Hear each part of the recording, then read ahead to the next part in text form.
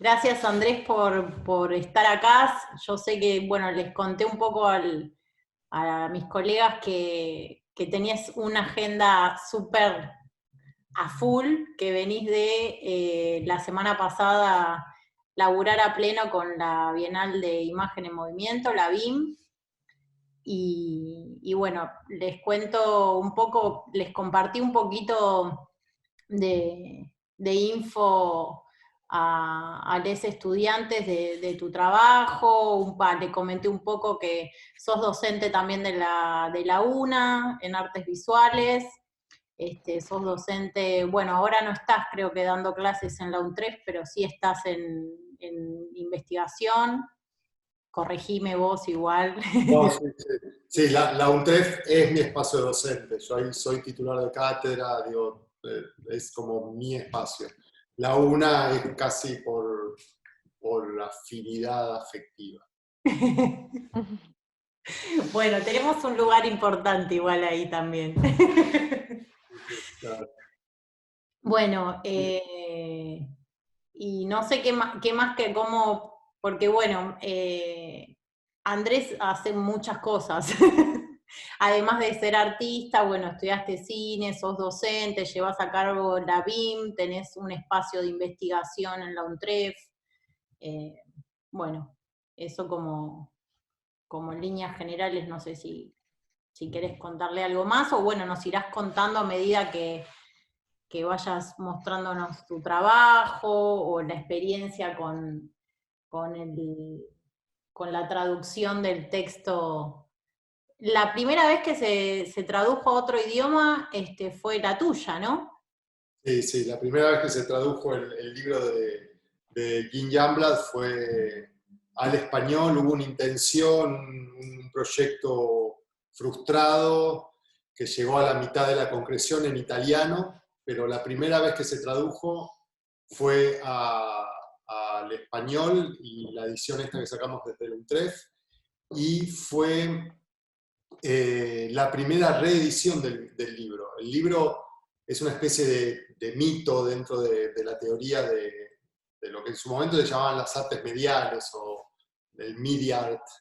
Era como el texto de referencia, ¿no? Digamos, todos los investigadores, los teóricos, los curadores que empezaban a trabajar sobre el tema, en principio de video y después de diferentes vertientes, la referencia obligada del texto era ese, ¿no? Y es un libro que en realidad Youngblood publica muy jovencito, y tiene una singularidad que a mí me interesa muchísimo, que es que al comienzo del texto lo que despliega el tipo en toda la parte uno, ¿lo estuvieron leyendo un poco o estoy hablando en el vacío? ¿Lo estuvieron leyendo más o Se lo menos? compartimos, sí, hace 2 semanas Ok, ok. y Eh, no lo estuvimos trabajando puntualmente porque hoy era como nuestra clase sin expandido, pero nos viene bárbaro, digo, todo ok, la entonces, producción. cierto. Bueno, con Nati un poco estuvimos hablando que justamente era una clase sobre cine expandido y en ese sentido, bueno, vamos a verlo de diferentes lados. Podemos conversar un rato largo y podemos también trabajarlo desde el otro lado también, desde mi propio trabajo como artista, si se quiere, como artista visual. Eh, el texto, lo interesante del libro de Youngblood es que toma esta idea de cine expandido de un artista muy importante en la década de los 60 que se llama Stan Van Der Beek. No sé si lo ubican a Stan Van Der Beek, siempre aparece con una barba gigante, ¿no? Bien hippie, evidentemente, que es famoso por hacer los movie dome. No sé si les resuena también, no sé cuánto vende estas cosas en la carrera. Los movie dome eran como unos chichones, unas semiferas, unas carpas de circo en el medio del bosque, década del 60, adentro eran grandes, eran como unos ambientes grandes, con un montón de proyecciones sobre toda la superficie de la carpa esa, de la semisfera, del domo. Y había proyecciones de todo, había proyecciones de 16 milímetros, había proyecciones en en Super 8, había proyecciones de diapositivas, ¿no? Era como bien, bien multimedial, y generalmente había también como reproducciones de sonido, había como cintas de sonido sonando, o incluso músicos tocando ahí en vivo, ¿no? Y básicamente lo que eran ambientes, y eran ambientes, para decirlo en un argentino contemporáneo, para flashearla, digo, ¿no? La propuesta era ir ahí y tirarse y tripearla, ¿no? Viajar un rato ahí, eh, muy con una idea de esa época, ¿no? Muy con una intención de quebrar con algunas costumbres muy occidentales, de primero lo que es el cine y después lo que es el consumo cultural, ¿no? Con pautas predeterminadas, géneros predeterminados. Esto era como una propuesta inmersiva en un momento donde todavía la instalación no es que estaba completamente instalada en el arte contemporáneo, ¿no? Estamos ahí, estamos justo en la consolidación, en el paso del arte moderno al contemporáneo. Y eran sobre todo espacios de experiencia, ¿no? Espacios así de experiencia, y un poco lo interesante es que Jim Youngblood toma de Stan Van Der Beek esta idea de cine expandido. Esta idea de cine expandido en principio tiene que ver con algo obvio, que es la expansión de la pantalla, ¿no? Digamos, la sala cinematográfica con esa estructura bien fija de pantalla, sillas amuradas al piso, proyector escondido detrás de una pared, ¿no? Lo que es el dispositivo Lumière, lo que muchos llaman dispositivo Lumière, a algo como mucho más desestructurado, ¿no? Digamos, algo que incluso hoy muchas veces nos cuesta poner en crisis, poner en cuestión, ¿no? Bueno, hay cosas que a lo mejor cuestionamos del cine, pero en ningún momento cuestionamos ese seteo, ese diseño tan clásico de la sala, ¿no? Digamos, no nos preguntamos, bueno, pero ¿por qué una pantalla? ¿Por qué no hay una pantalla para cada lado de este cubo, ¿no? ¿Por qué no hay más de una pantalla sobre la superficie? ¿Por qué las butacas están amuradas al piso? ¿No? ¿Por qué hay butacas? ¿No? ¿Por qué no hay sillas con ruedas? ¿Por qué no hay almohadones gigantes? ¿No? ¿Por qué lo que yo pago la entrada para ver cuesta más o menos una determinada plata en todos los lugares del mundo, y lo que pago para ver tiene una duración entre 1 hora y 2 horas? ¿No? Y por qué generalmente cuando voy soy narrado, es decir, hay alguien que me cuenta algo, ¿no? Entonces, en principio, la idea de cine expandido surge de la expansión de la sala de cine, ¿no? De todas esas posibilidades. Primero, de salir de la pantalla única y volverlo una propuesta multipantallas, en ese sentido es la expansión de la pantalla cinematográfica. Pero lo interesante de la idea de Youngblood es que el tipo lo lleva a otro terreno, que no es el del dispositivo. Para Youngblood, cine expandido es tanto una propuesta multipantallas, una propuesta en vivo, una pieza audiovisual performática, como Window Water Baby Movie, es decir, una película experimental que se proyecta sobre una pantalla y que tiene una duración determinada. ¿Se entiende? Entonces, ahí Brakhage le da, Youngblood le da como otro giro, que dice, bueno, en realidad el cine expandido no solamente corresponde a un dispositivo, a la expansión de un dispositivo que en realidad tiene que ver con lo industrial, con una lógica industrial de lo cinematográfico, sino que además tiene que ver con un momento histórico, con una era en la humanidad, en la historia de la humanidad, ¿no? En una era donde buscamos, él arranca su libro, se habrán dado cuenta que el tipo es adorable leerlo, porque es medio entre ingenuo, utópico, ¿no? Mañoso con los términos que inventa, le encanta construir unos términos rarísimos, paleocibernéticos. y lo que dice Yamla en principio es, bueno, en realidad el cine expandido no es simplemente, no tiene que ver con una expansión de los dispositivos tecnológicos y de la propuesta estética, sino que tiene que ver con un momento donde es necesaria una expansión de la conciencia. Y hay un grupo muy importante de personas que estamos buscando una expansión de la conciencia. Y el cine experimental, que para él es el cine expandido, o sea, para él cine expandido es igual a experimental, es resultado de y herramienta para una conciencia expandida. ¿Sí? Una proyección del ser, es el inicio para poder romper las ataduras de lo que para él es los condicionamientos de la cultura, a través de, sobre todo, uno de los sentidos, que es la vista, que él vincula durante toda esa primera parte del libro al conocimiento, ¿no? Hay toda una parte del libro donde él empieza a hablar de la relación entre ver y conocer, y habla de eso, básicamente. Entonces es mucho más interesante, ¿no? Porque eso es lo que le da valor a esta primera parte del libro. La primera parte del libro es sobre todo un ideario, ¿no? Si agarran la primera parte del libro, si lo leen rápidamente, dice, bueno, pero acá de cine, como de cine experimental a nivel estética, cero, ¿no? Acá el tipo me está hablando de un momento social, ¿no? ¿Qué pasa?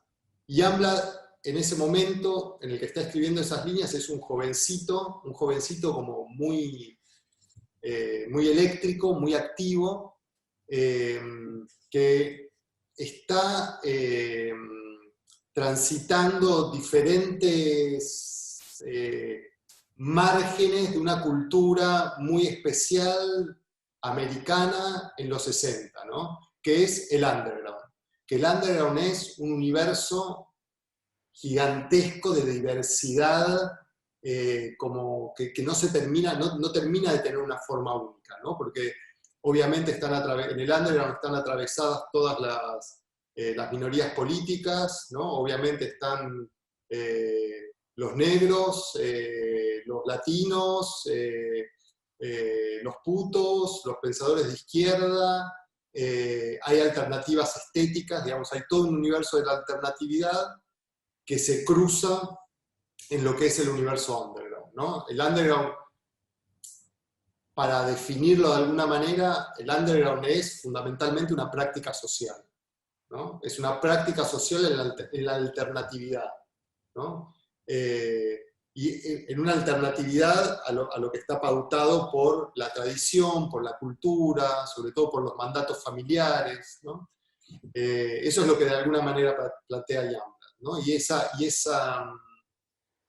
ese underground va a tener diferentes manifestaciones, ¿no? Va a tener una indumentaria, por ejemplo, determinada, va a tener un look, ¿no? Una comprensión del cuerpo, pero sobre todo lo que va a tener son valores diferentes, ¿no? Va a entender de una manera diferente la noción de amor, va a entender de una manera diferente la noción de libertad, de sexo, de desarrollo personal, ¿no? De disfrute estético. Entonces, Yambla es un jovencito muy eléctrico que está yendo a un concierto, a un recital de poesía en un pueblito sobre todo en el sur de Estados Unidos y en el oeste, ¿no? de Estados Unidos. Va a escuchar unas banditas de música progresiva y va a escuchar unas banditas de rock oscurísimo con tendencias satanistas. Entonces, ahí empieza a armar una especie de crónica de ese universo. Y sobre todo lo que intenta bajar es un ideario. Bueno, ¿qué ideas hay, ¿no? detrás de este universo? Que es algo que generalmente, cuando uno va a las estéticas, ¿no? uno agarra estética del cine de Omon, ¿no? El libro más basura que ese no hay. Estética del cine de Omon. Y que, bueno, el plano medio, ¿no? el decoupage, ¿no? el plano contra plano, la entrada y salida de cuadro. ok, ¿no? Incluso Deleuze, ¿no? Analizando la imagen con una mirada sumamente reducida del posible cinematográfico, ¿no? En esos dos libros que Deleuze escribió sobre el cine, que obviamente son los peores dos libros que escribió Deleuze en su vida.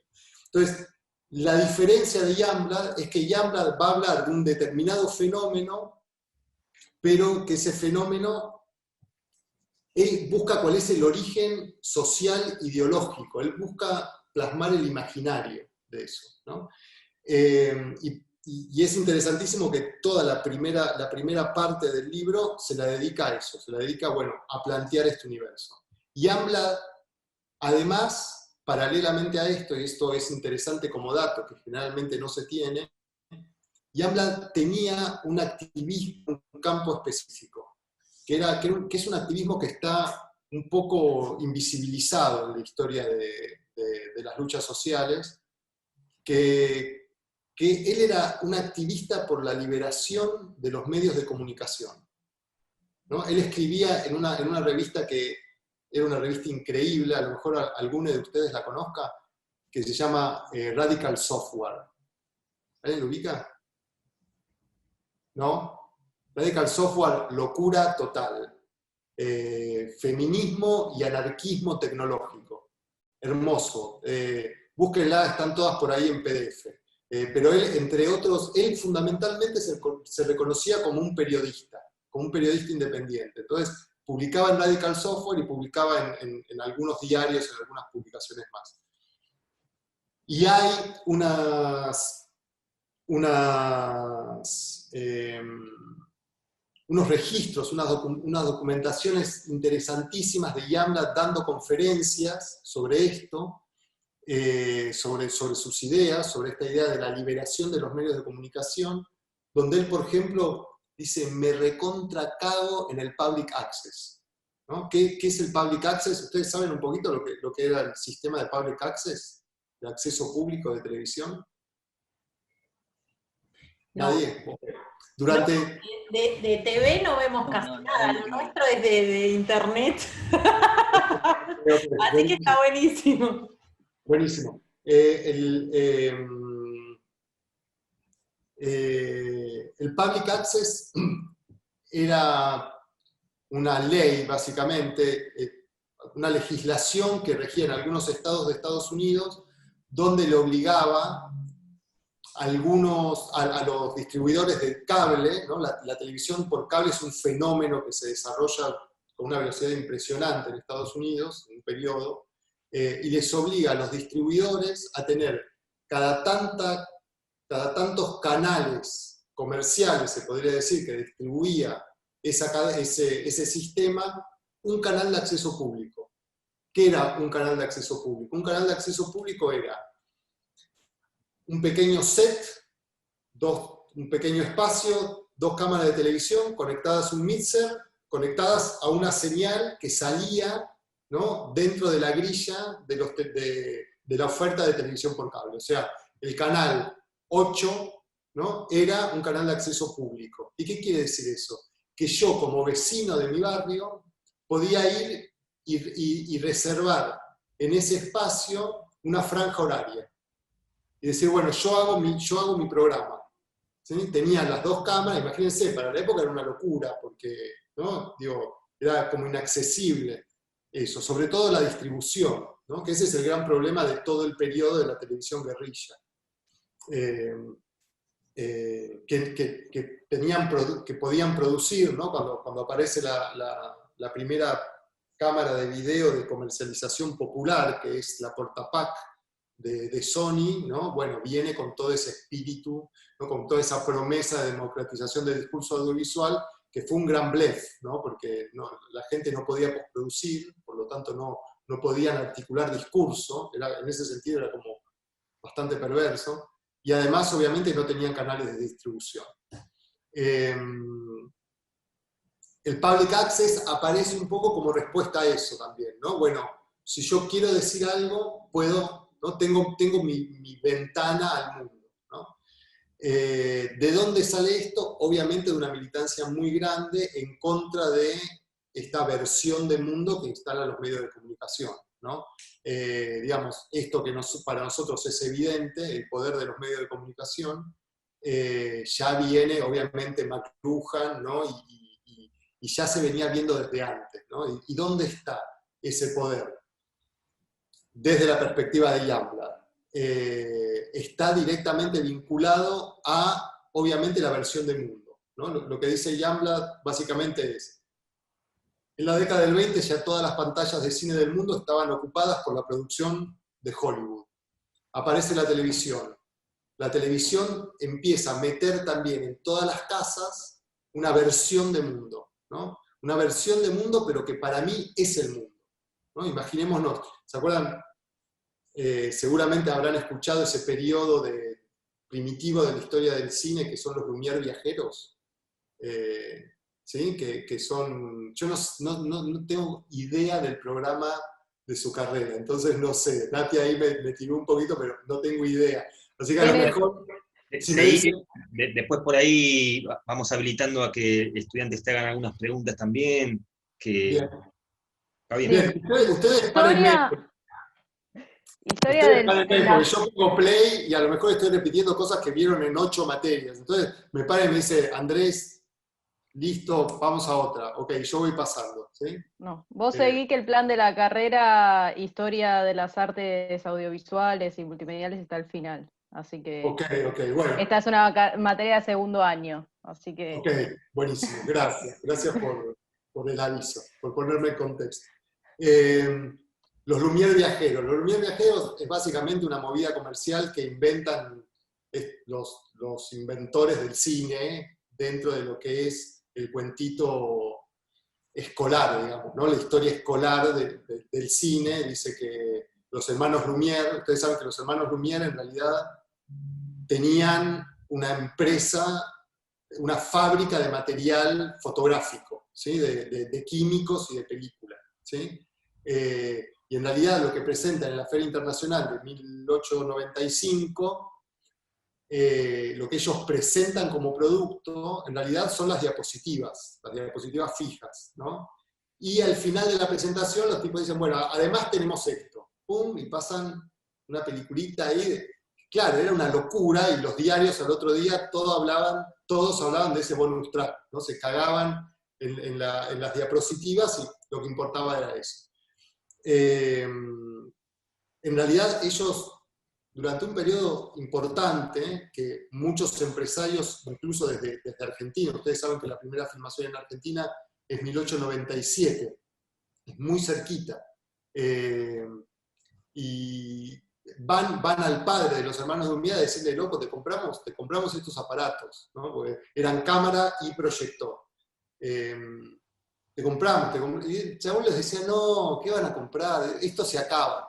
Esto, en realidad, como mucho, alguna gente va a elegir esto en vez de sacar fotografía de sus seres queridos, va a elegir esto, y va a morir. Es una modita que va a durar. El tipo no quería vender. Después se dan cuenta que esto garpa, entonces arman como un equipo de fotógrafos, preparan técnicos y los mandan a viajar por el mundo y a hacer peliculitas, ¿no? Como registros de diferentes partes del mundo. Y eso es, después es lo que se ve. Vieron que el cine primitivo tiene esa idea también como de entretenimiento de feria, ¿no? Estaba la carpa de la mujer barbuda, la carpa de la vidente que te leía la mano, ¿no? Estaba el fakir que se acostaba en la cama y se tragaba el sable, y al lado estaba un tipo con una máquina de cine que, ¿no? Pasaba una y otra vez las mismas películas. Esas películas se promocionaban ya de una manera como muy, muy significativa, que eran unos volantes, y los volantes decían directamente, no hace falta que usted viaje a Egipto para conocer las pirámides, no hace falta que vaya a Italia para conocer los canales de Venecia, no hace falta que vaya a China para conocer la muralla china. Nosotros le traemos China, le traemos Egipto, le traemos Venecia a su ciudad, ¿no? Pero no era que le traemos un registro de... ¿Se entiende? Digamos, ahí ya en la enunciación hay como algo que nosotros culturalmente tenemos como muy incorporado, que es el vínculo de verdad que tienen las imágenes técnicas en relación a su referente. O sea, las imágenes técnicas contienen la verdad de su referente. ¿Sí? Básicamente, si a mí me llega una fotografía de las cataratas, es documento que las cataratas existen. ¿Sí? Hay un texto, hay muchos, ¿no? Bueno, Barthes tiene varios textos sobre esto. El que se estudia clásicamente en historia del cine es Ontología de la imagen fotográfica de André Bazin. Pero este datito es como súper interesante, porque ahí ya es un claro ejemplo de el valor concreto, ¿no? Ni hablar de ese cuentito de la gente que sale corriendo de la sala de cine porque pensaba que el tren se les venía encima, ¿no? Y esta relación entre verdad e imagen. Volviendo a la década del 60, 50, Youngblood, McLuhan y demás, ¿qué están diciendo? Bueno, en realidad las personas arman su versión del mundo a través de las pantallas, ¿no? Y eso genera un poder absolutista, ¿no? En el sentido de, cuando alguien viene y me dice, esto es África, esto es China, esto es India, esto es el Amazonas, ¿no? Estos son los latinoamericanos, ¿no? O por ejemplo, cuando veo Mi Bella Genio, y lo que me está diciendo Mi Bella Genio es, esto es la mujer. Alguien que se queda en casa adentro de una botella, y cuando yo llego de trabajar la froto y me cumple los deseos, ¿no? Digamos, desde la ficción o desde la documentación hay versiones de mundo, ¿no? Lo que decía Youngblood es, eso es una herramienta de poder tremendo, y habla de todos sus seguidores, ¿no? de este activismo de la liberación de los medios de comunicación. Esto no puede estar en manos del Estado y del poder económico, que esto es un detalle central en el texto. Para Youngblood el poder que somete a la humanidad es el Estado y es el poder económico en un mismo nivel, ¿no?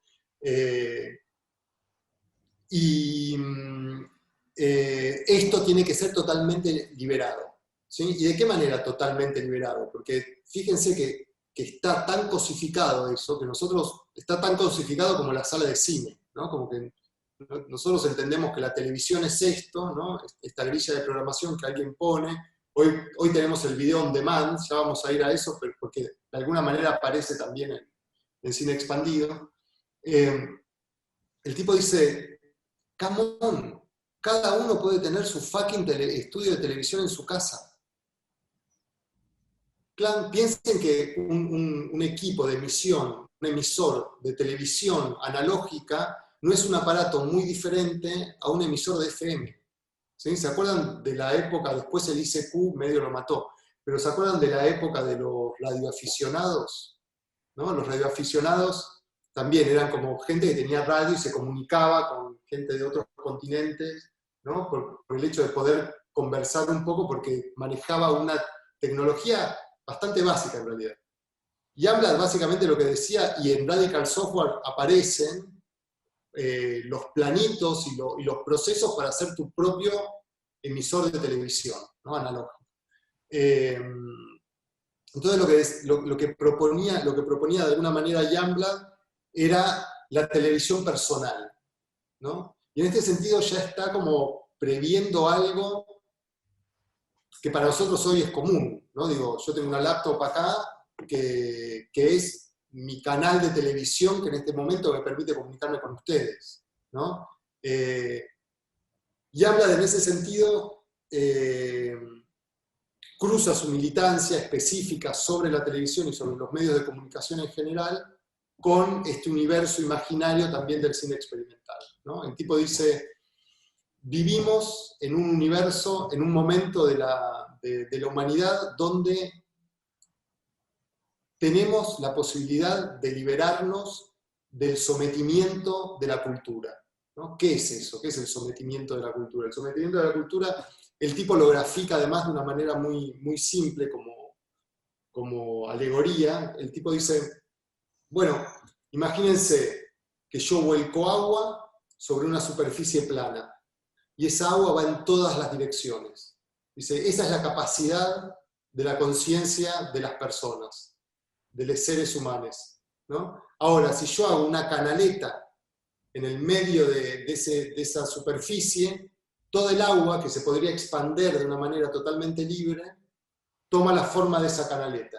Y Youngblood dice, esa canaleta es la tradición, es la cultura, ¿no? Entonces, lo que tenemos que hacer es romper con nuestra cultura, para poder expandir nuestra capacidad de ser, ¿no? Básicamente, poder entender el amor de una manera diferente, poder entender el sexo de una manera diferente, poder entender la libertad de una manera diferente, poder entender la familia de una manera diferente, ¿no? Y dice, y hoy por primera vez, hoy 1970, hoy por primera vez en la historia de la humanidad, tenemos las herramientas para hacerlo. Porque él dice, tiene una noción, además agarra, es un pastiche permanente de un montón de citas de científicos, poetas, místicos, ¿no? Él habla de la nosfera, ¿sí? La nosfera sería como la biosfera, la litosfera. La nosfera es esa capa de conocimiento, ¿no?, que rodea al planeta. Dice, por primera vez podemos poner los diferentes nodos de la nosfera en contacto a través de lo que él llama la Intermedia Network, la red intermedial, que es como todo un entramado de las publicaciones gráficas, la radio, la televisión, el cine, ¿no? Dice, yo gracias a eso, a ese universo, a esa red de conocimiento, puedo entender, puedo llegar a comprender cómo entiende la familia o la muerte alguien que vive en la otra parte del mundo, en una comunidad totalmente diferente a la mía, con valores totalmente diferentes a los que me inculcó mi familia, ¿no? Obviamente, es la base del New Age, ¿no? Él de alguna manera habla permanentemente de la nueva era, ¿no? Que hoy está un poco bastardeado, pero en su época era como algo bastante revolucionario, ¿no? Romper con ese mandato, sobre todo con los mandatos familiares. El tipo dice, tenemos la posibilidad de hacerlo, el cine expandido es la manera. Él dice, lo que pasa es que, si bien logramos desarrollar la tecnología para romper las ataduras de la cultura y comenzar a generar una expansión de la conciencia, somos seres paleocibernéticos. ¿Qué es un ser paleocibernético? Es alguien que alcanzó un desarrollo tecnológico que no sabe cómo usar para beneficio propio. Y entonces se vuelve toda esa red, en realidad, una red como de contención que me deja atrapado dentro de una mirada, ¿no?, totalitaria de la posibilidad de mundo, de la versión de mundo. ¿Se entiende? Entonces, digamos, todo este potencial que ve Youngblood dice, bueno, no da, ¿no? En realidad no tenemos con qué. Tenemos que empezar a tener con qué, ¿no? Y ese tener con qué tiene que ver con un uso diferente fundamentalmente del cine. Pero cuando Youngblood habla de cine, habla de imágenes, de imagen electrónica, imagen digital e imagen fotoquímica, digamos. Para Youngblood no hay diferencia, y eso es como otro gran aporte histórico que hace la estética de la imagen en movimiento, Youngblood, ¿no?, que es el único que, o uno de los pocos que no habla de especificidad de los soportes, de los soportes tecnológicos, ¿no?, sino que dice, bueno, si hay imagen en movimiento, acá lo importante es esta cuestión expansiva, esta cuestión de romper con los modelos estandarizados de producción industrial, ¿no? Y hay algo, cuando dice esto Youngblood, que es súper interesante.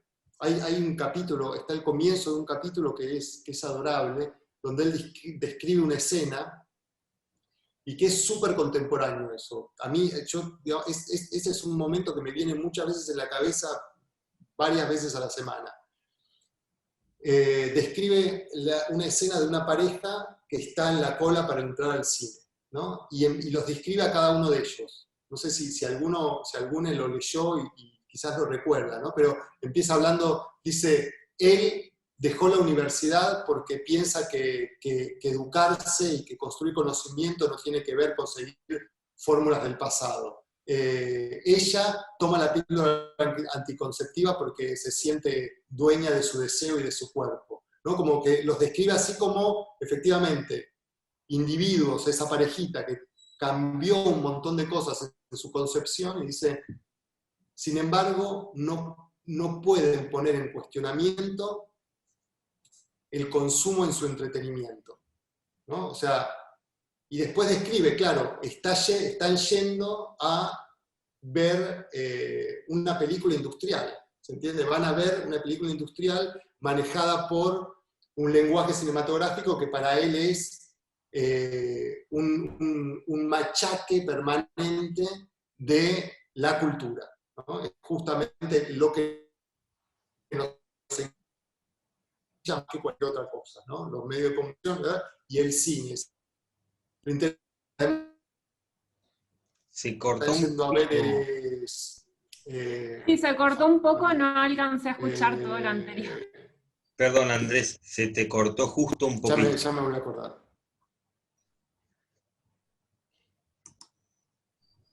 Estabas hablando de la escena, de la parte del libro donde va la pareja al cine y que lo habla del cine industrial como un machaque a la cultura. Y ahí ya no se escuchó más. Ahí se quedó, me parece que se tildó, se cortó la conexión.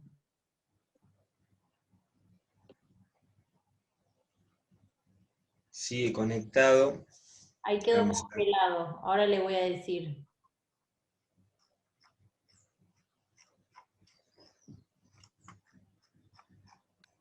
Ahí salió, me parece. Sí. Sí, algo le pasó con el internet porque marcó como que tenía poca señal y después se desconectó. Sí, bueno, esperamos ver si se puede conectar.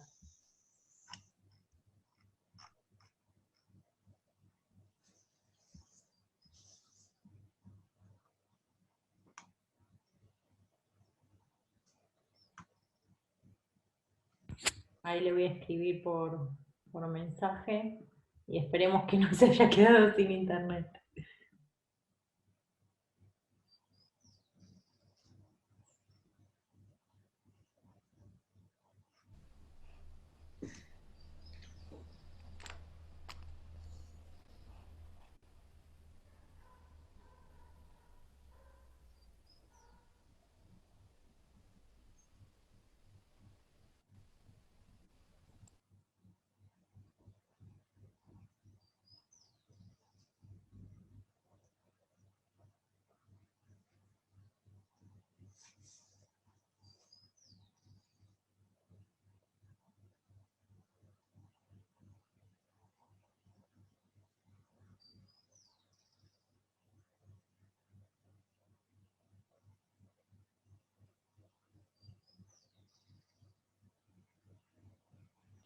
Bueno, ahí me está diciendo Andrés que cree que se le cayó internet. Así que, bueno, vamos a esperar. Si quieren, aprovechemos para ir al baño, hacer un matecito, hacer un café. Yo pongo en pausa la grabación, esperamos 5 minutitos y si no volvemos, ¿sí? Seguimos nosotros, pero esperemos que... Voy a parar la grabación. Y aprovechamos igual para ir al baño, hacer un café. Está bien, está bien. Y yo aproveché para darme cuenta que estaba haciendo el camino más largo que podía tomar también. Estaba yendo desde, bueno, al comienzo. Fuiste a los comienzos, recomienzos. Bueno, Pero súper interesante todo, y sobre todo también este concepto de nósfera, ¿no? No sé. para Yamla es fundamental, porque es fundamental para la época, ¿no? Porque digamos. Y Para él, también esa esto se aplica ese un es el poco en la sentido de... actualidad, siento yo, como que todos estos conceptos y estas cosas que está trabajando, ¿no? Con la idea de romper mandatos, con toda esta cuestión de la cultura como algo que se impone, ¿no? Súper contemporáneas también de nuestra época. Y cómo yo o sea, todo lo que estás contando de cine expandido lo súper vinculo con todo lo que tiene que ver con la multimedia también. O sea, que el cine expandido sin dudas es un precedente de lo que hoy es todo lo que tiene que ver con bueno, es arte y tecnologías, pero digo, nosotros estamos más con la máquina computadora, ¿me entendés? Con el código, con la programación, con lo electrónico, pero que está sumamente vinculado a todos estos conceptos que nos estás trayendo con lo específico nuestro. Así que genial. Sí, lo multimedial en Youngblood es central. Digo, el cine expandido es multimedial, ¿no?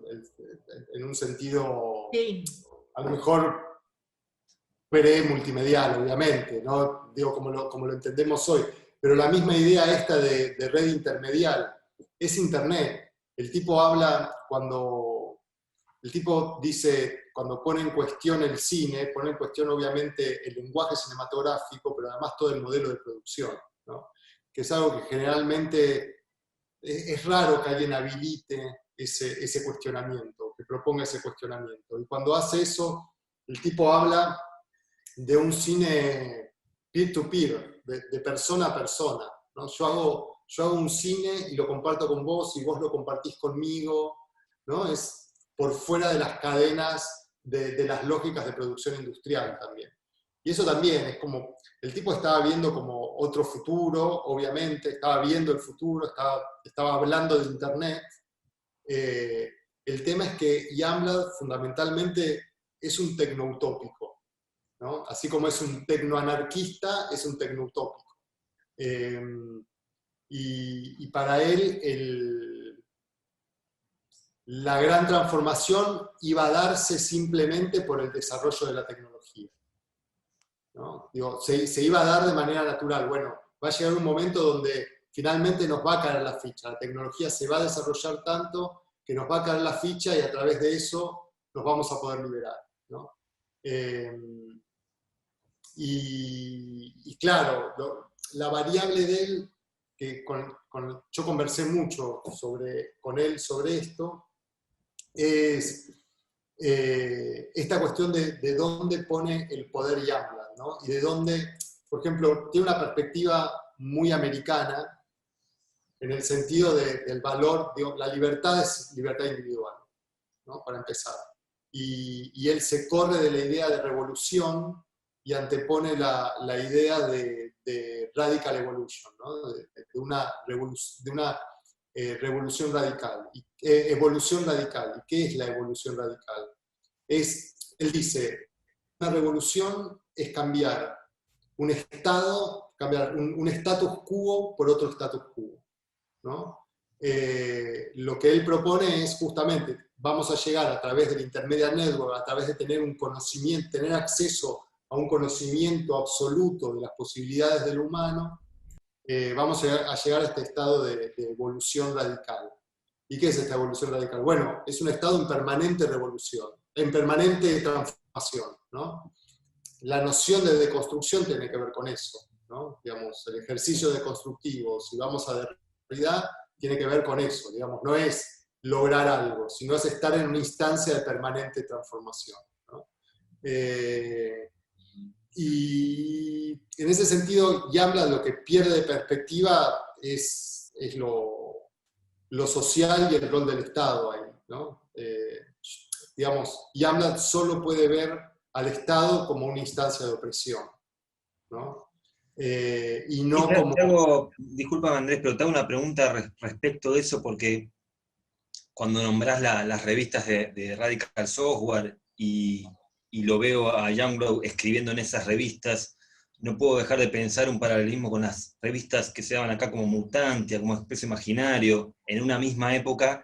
Entonces, me sirve a mí por lo menos más pensar estas cuestiones sociales más vinculadas obviamente una contracultura, no como algo tan de un ser aislado en sí mismo, sino como un grupo, pero grupos más pequeños, grupos que de alguna manera se rebelan contra grupos más grandes, contra la cuestión de esta cultura opresora, pero lo sigo pensando en un término de comunidad.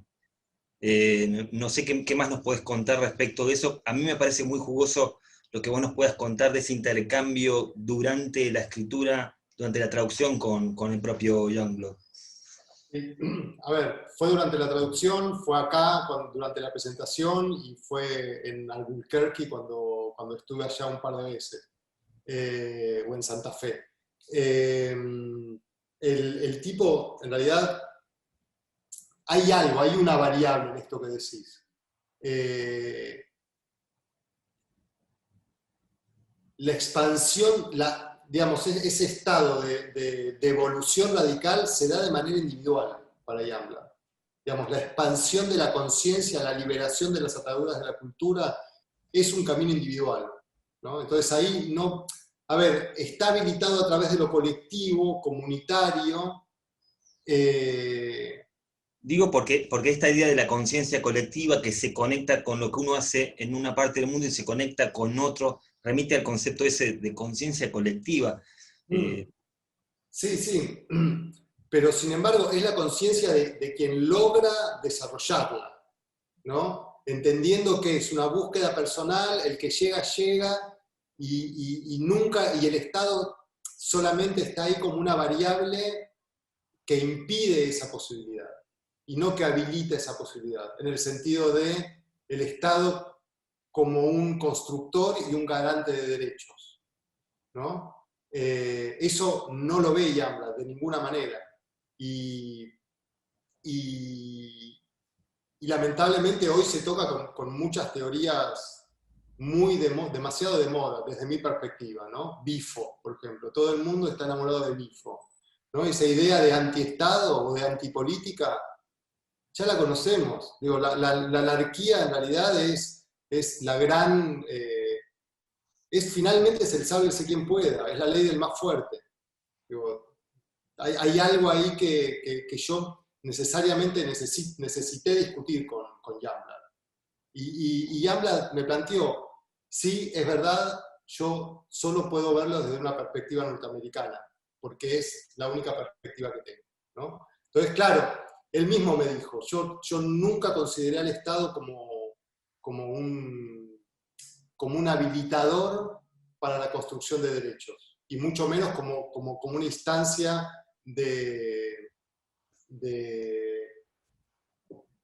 disculpen, di 2 clases ya y las palabras me cuestan cada vez más que salgan de la cabeza. Como un garante, ¿no? Como un garante de que esos derechos sean respetados, ¿no? Y fue muy interesante porque él cambió él cambió de alguna forma la conferencia que vino a dar cuando presentamos el libro en relación a eso. Y el tipo habló de eso, habló de, bueno, yo esto en realidad aplica desde una perspectiva, fue muy interesante porque de alguna manera él se hizo cargo de su propia enculturación, ¿no? de sus propios límites culturales, a nivel incluso de perspectivas políticas, ¿no? Quizás yo lo veo desde una enculturación peronista, pero también puede ser, ¿no? Y para mí estas cuestiones comunitarias, en realidad, demasiado, digamos, todo el universo Bifo me huele demasiado a emprendedurismo, ¿no? Y es como, enseguida me hace ruido. Entonces, digamos, también, ¿no? Ahí quizás hubo como un choque en ese momento con Youngblood. Lo interesante de Youngblood es que cuando presenta el libro, lo presentó en el 2012, e Internet ya existía. Y nosotros, a ver, déjenme ver si efectivamente es así, nosotros publicamos en la memoria de la Bienal de la Imagen en Movimiento del 2012, publicamos la conferencia de él, el texto de la conferencia de él, que lo pueden bajar, si les interesa, lo pueden bajar de la página de Continente. Denme un segundo.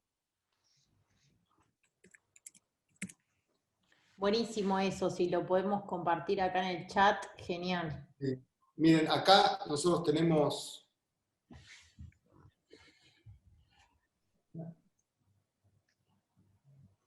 Continente es un centro que yo dirijo junto a Gabriela Golder, otra docente de la UNTREF. Es un centro de investigación, pero sobre todo de desarrollo de proyectos vinculados a las artes audiovisuales. Y ahí está la biblioteca, que vamos sumando, esto lo empezamos este año, vamos sumando cosas. De ahí se pueden descargar Cine Expandido. Y acá está la memoria de la BIM.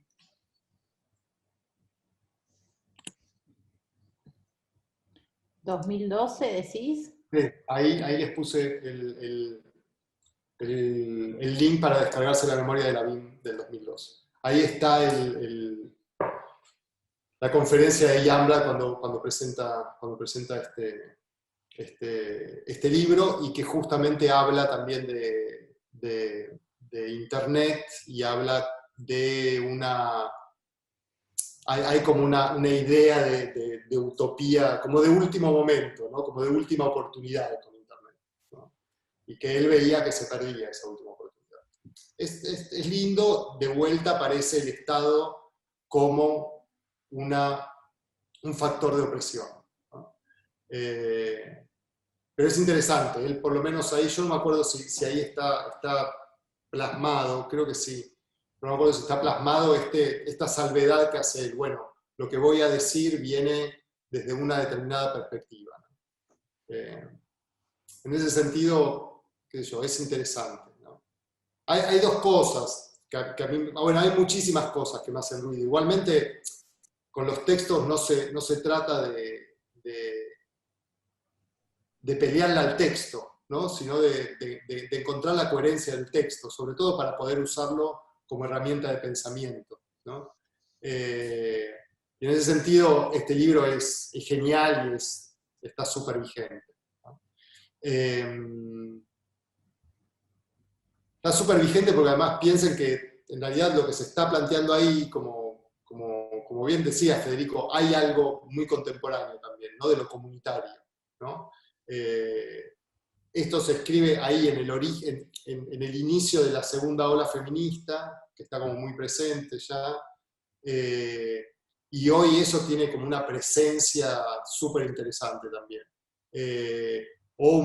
Digamos, un montón digamos, la deconstrucción de nuestra cultura heteropatriarcal es como central. Él no llega a decirlo en esas palabras, pero está ahí, está latente todo el tiempo.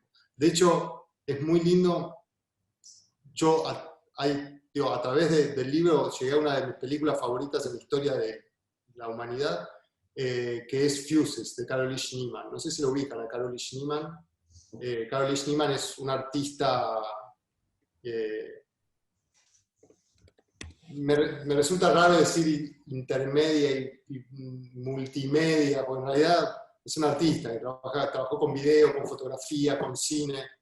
Y Fuses es una película hermosa que ella la presenta, Yambla la pone como ejemplo de una comprensión diferente de la sexualidad, ¿no?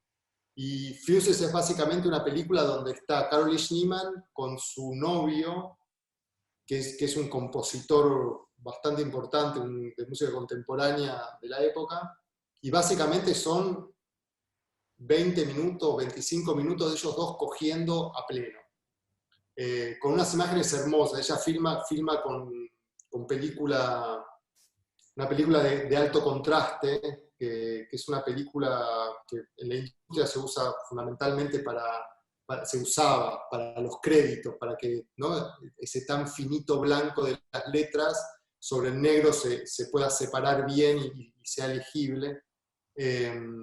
Filma con esa película, y después sobre esa película que se filma a él, de vuelta, a ella y a su novio cogiendo, y el gato que está por ahí, y ella corriendo desnuda hacia el mar.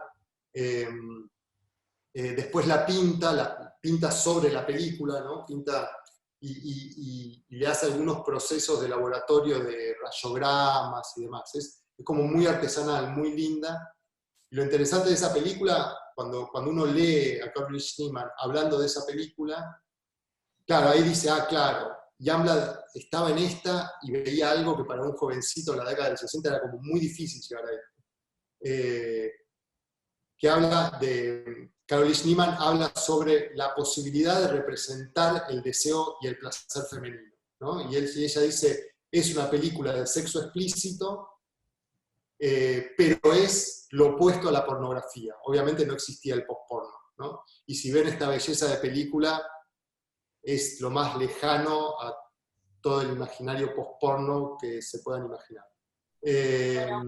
Yo tengo de ella una perfo que también que me parece genial. O sea, la película no la vi, la voy a mirar, ahora me dejas ahí picando, pero hay una perfo que es Interior Scroll, que ella se saca de su vagina todo un texto, y habla de hablar desde adentro del cuerpo, ¿no? Desde las tripas, desde la vagina, desde el cuerpo, desde el género. Es como súper fuerte y está muy buena la obra. Es un artista que vamos a ver, pero en la unidad 3, que tiene que ver más con el cuerpo ahí en escena. Así que buenísimo que la nombras, Andrés. Buenísimo. Sí, Caroline Schneemann obviamente pertenece a todo un movimiento, a toda una época donde la performance como práctica artística es como la gran protagonista, y obviamente el video está ahí muy presente, es también la década de la video performance, se podría decir, o de la performance en video, y obviamente es la década feminista. Claro, Entonces, como bien vos decías, justo en la segunda ola feminista es donde las artistas, o sea, es donde se inicia el arte feminista, más o menos en la época de los 70, con la segunda ola, y las artistas empiezan a poner el cuerpo, su propio cuerpo, como lienzo, como materia prima de denuncia. sí, y empieza a aparecer, se empieza a cruzar la práctica artística con el activismo, además, ¿no? Permanentemente. Algo que, bueno, no, en realidad era algo propio también de las vanguardias históricas. Pero acá, digamos, con una conciencia ya de estar produciendo arte dentro de, ¿no? Las instituciones artísticas. Por ejemplo, la dimensión política es muy importante, Andrés, porque es algo que estamos impulsando bastante desde la cátedra. Así que genial que lo estás nombrando en distintos momentos porque es fundamental. Es que además en este universo de palabras del que habla Youngblood, habla en un momento de pansexualidad polimórfica, y es como, ok, ¿no? Es como, ¿no? Hay como una ruptura ahí. Piensen, el hipismo tiene también que ver con eso, ¿no?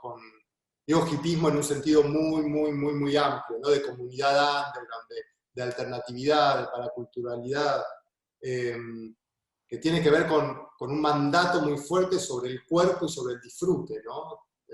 Muy potente.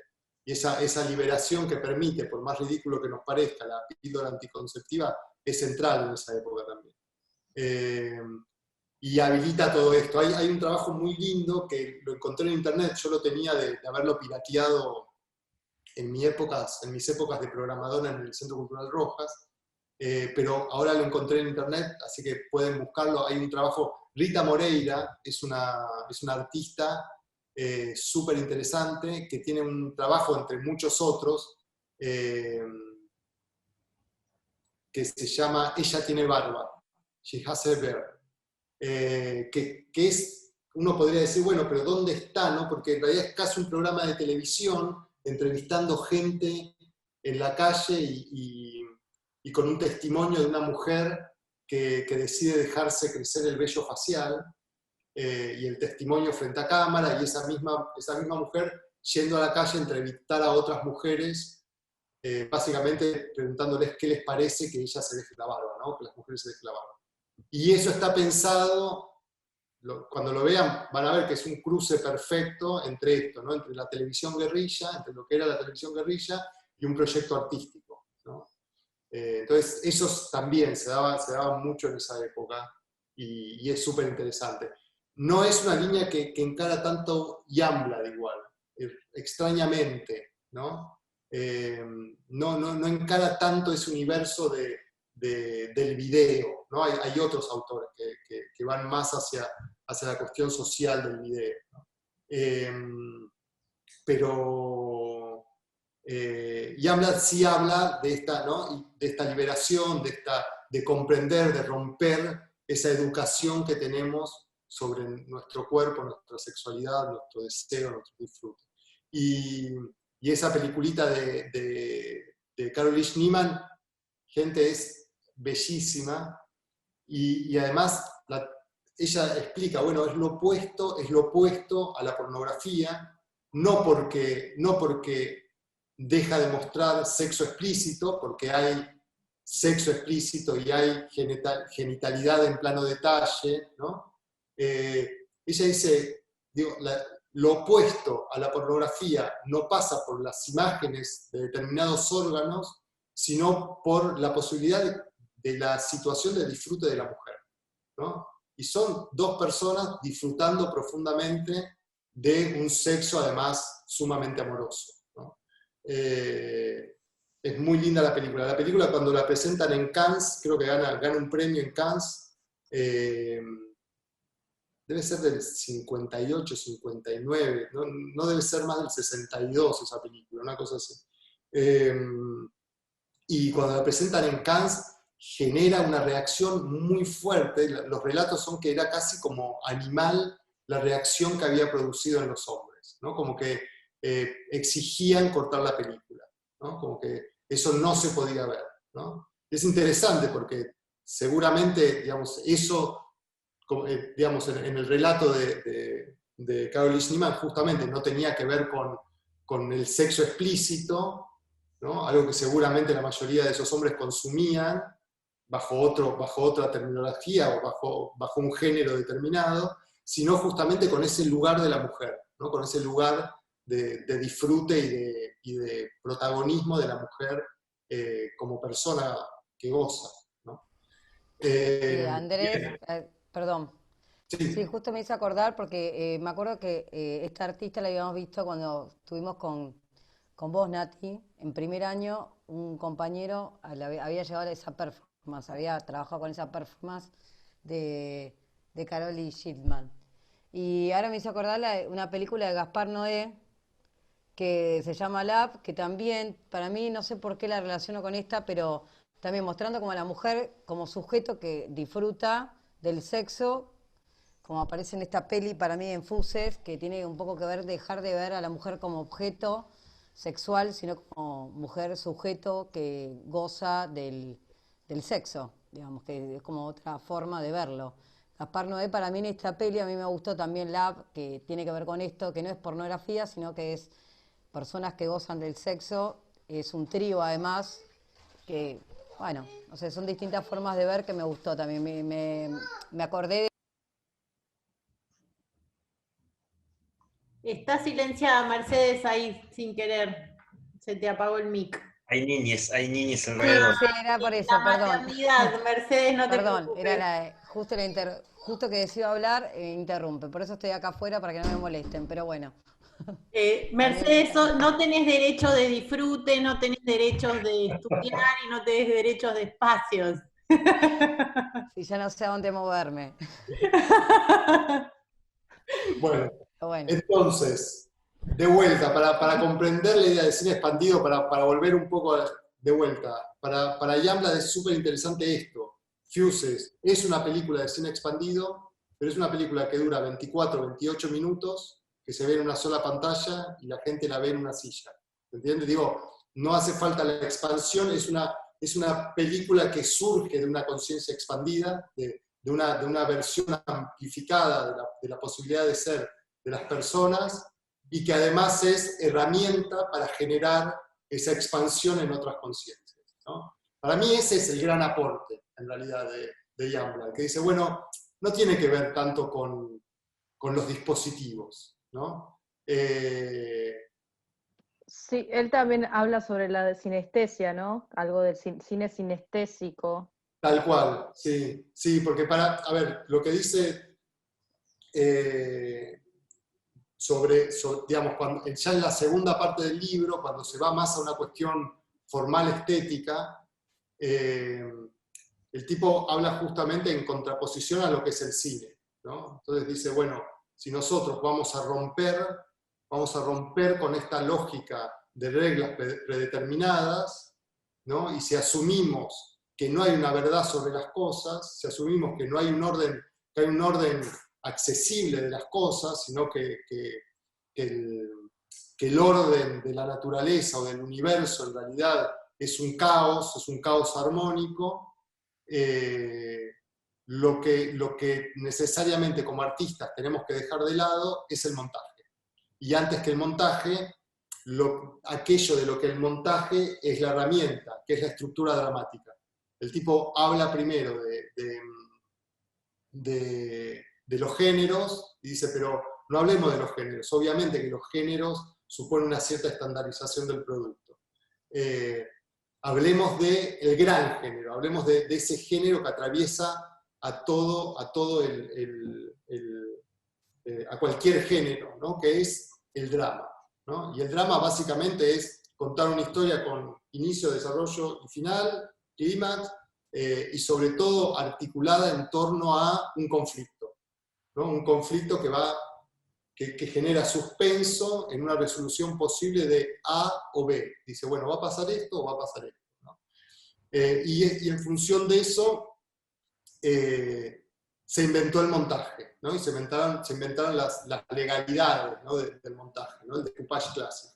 Y lo que dice Yambla de alguna manera es el nuevo artista deja de lado el montaje y lo reemplaza por una imagen que ya no se articula en la linealidad de plano a plano, sino que es una imagen que está mutando permanentemente, ¿no? en permanente metamorfosis, ¿no? Un súper ejemplo de esto, el gran ejemplo de esto es Stan Brakhage, ¿no? Es como un referente así, como el artista, el cineasta experimental que obviamente Yambla va, ¿no? Y sobre todo, la sinestesia. Que también editó la UNTREF, por ahí está el libro para pasarlo también, ¿no?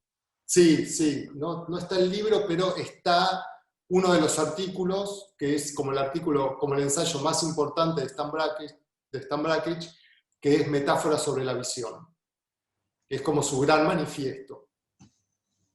Y que van a ver, si leen ese texto, si leen ese ensayito, se van a dar cuenta que ahí están súper alineados, ¿no? Esta idea que la plantea Yambla, esta idea de un cine que tiene que ver de vuelta con Ayelén, creo que era vos la que hablabas de un cine sinestésico, que tiene que ver con un cine fuera del lenguaje, pero sobre todo previo al lenguaje, ¿no?